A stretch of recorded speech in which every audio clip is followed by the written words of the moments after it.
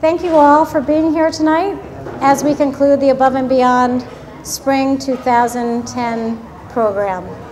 The purpose of our gathering tonight is to recognize and appreciate the participants' progress and their many accomplishments that have occurred in these few short weeks.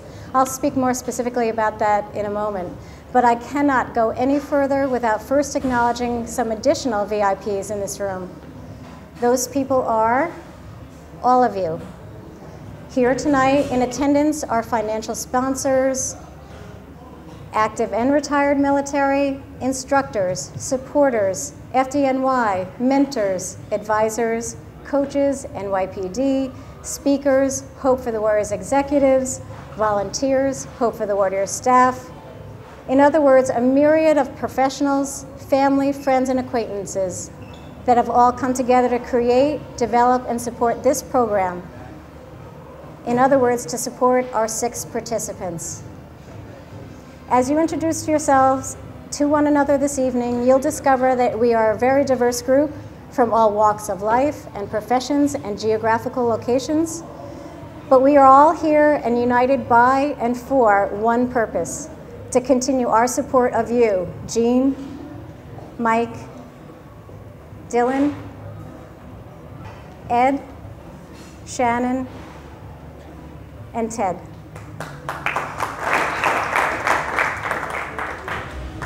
Now, we are Team Jean, Team Mike, Team Dylan, Team Ed, Team Shannon, and Team Ted. 2 years ago, Hope for the Warriors identified a growing need and added a professional development program to their already existing services. The program was named Above and Beyond in order to honor and recognize that all the participants would already have gone above and beyond, not only with their service to their country, but also to their commitment to recuperate from their injuries and to do whatever it takes to work through their own rehab and recovery.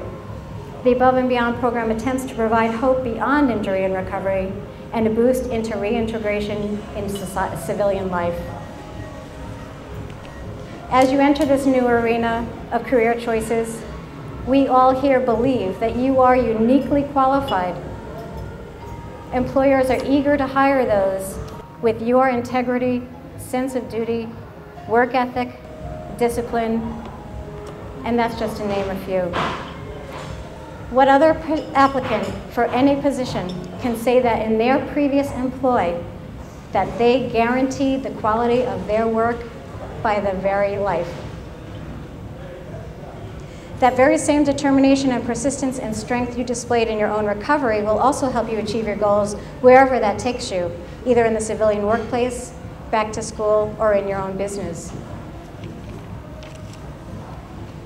As I was preparing these remarks, I asked each participant to write a 1-paragraph bio to use, to give you a little bit of a sense of who they are, where they were, some of their experiences that brought them to us.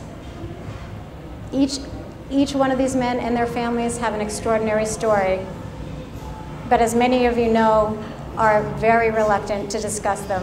Their humility is acute to an almost painful degree. So I won't make them uncomfortable by discussing their heroics here, but I will insist that they stand now and be recognized.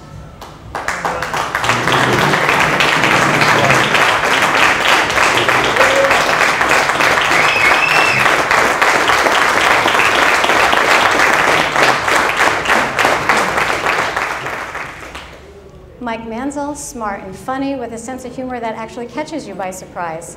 He's often self-deprecating, but in a way that lets you know he knows exactly what's going on with himself and the group, He often said something in the group provocative that got everyone reacting and talking. He was definitely a catalyst for positive influence and further discussion. The program was meaningful and helpful because it got me out of a hole that I was in, and it gave me the opportunities and the resources to better myself.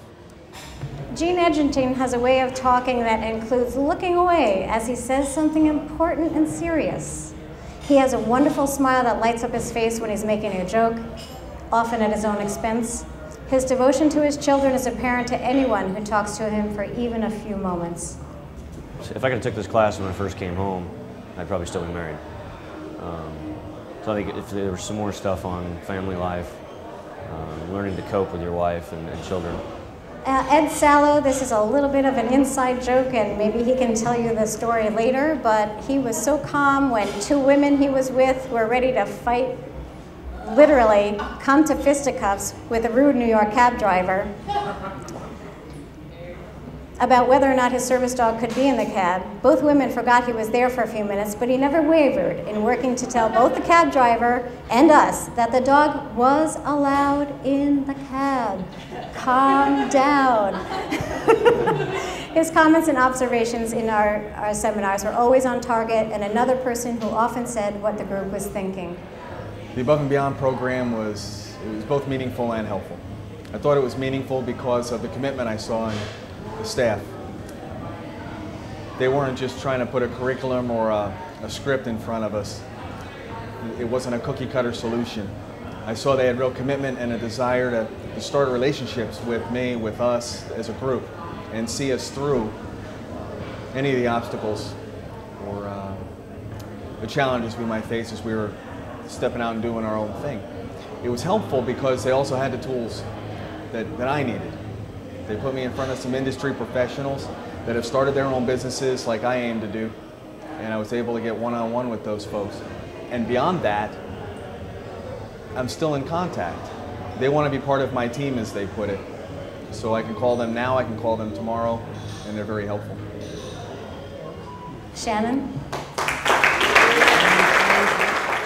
I would have to say that I learned who I really was.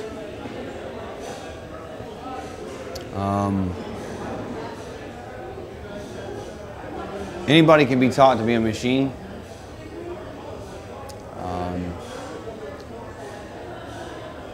Anybody can be ingrained or molded to be, emotionless and whatever. But coming here brings all that back to you. There are some special people in the room, some of whom have made significant contributions to this program, which means direct, significant contribution to each and every participant. We appreciate your continued support. It enables us to maintain and enhance our efforts. Chris Anderson, would you mind standing, please? Chris Anderson from Crown Ford donated a beautiful van for transportation. Tina recognized the need for our own transportation and was told that Mr. Anderson of Crown Ford was the right person to go to for advice and for a good deal. And when she went to Mr. Anderson, he decided that the right thing to do was to donate the van in honor of his father.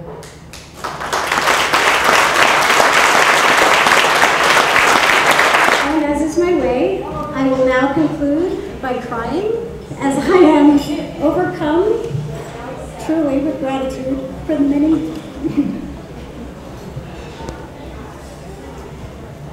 many blessings we have received from you all, supporters and participants. Thank you.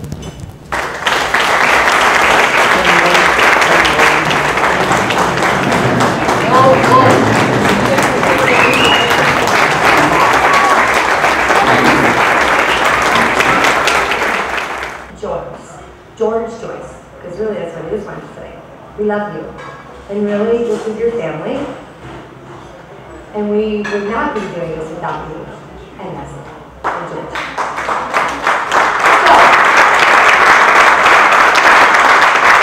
So, about the only thing that we could have really gotten her that she would have been super duper duper excited about was these heritage heirloom plants, heirloom plants that come from seeds of generations years ago. Did anyone know that those existed?